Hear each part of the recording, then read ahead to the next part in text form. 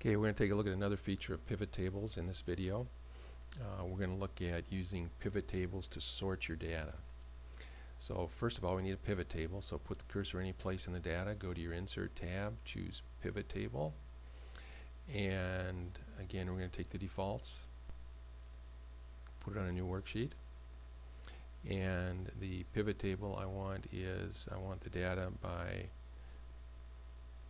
product, by month, and the revenue for each month. And we'll format this again so it's a little bit easier to read. And there I have my data. This is the total for Brazilian, total for French, total for Turkish, and within each one I've got the data divided up by month.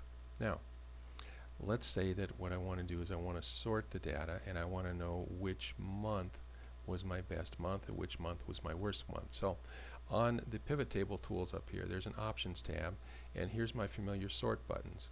So let's say I want the top, the best month at the top, so I'm going to sort from largest to smallest, and I find out that the best month for Brazilian coffee was June and the worst month was March. Same thing for French and Turkish coffee. If you look at these numbers here, they're in descending order.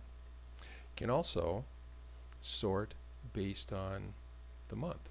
So if I want to go back and get the data back in the order it was in before, I can do an A to Z sort over here. And notice I did an A to Z sort, but they're not in alphabetical order. They're actually in chronological order. The reason for that is Excel allows you to create something called a custom list that you can use for sorting.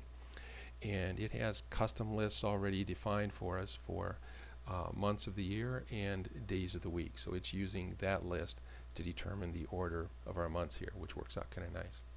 Now I can also sort based on these totals here. I can put the best product at the top. Right now they're in alphabetical order. I put the best product at the top and the worst product down at the bottom.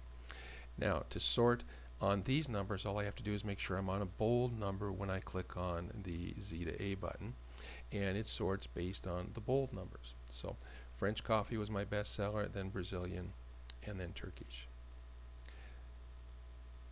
So if you want to sort the totals, just make sure you clicked on a total before you do your sort. If you want to sort on these numbers here for the months that are not bold, just make sure you click on one of those before you do your sort. If you want to click on or sort on the data over here, just make sure you click on one before you do your sort.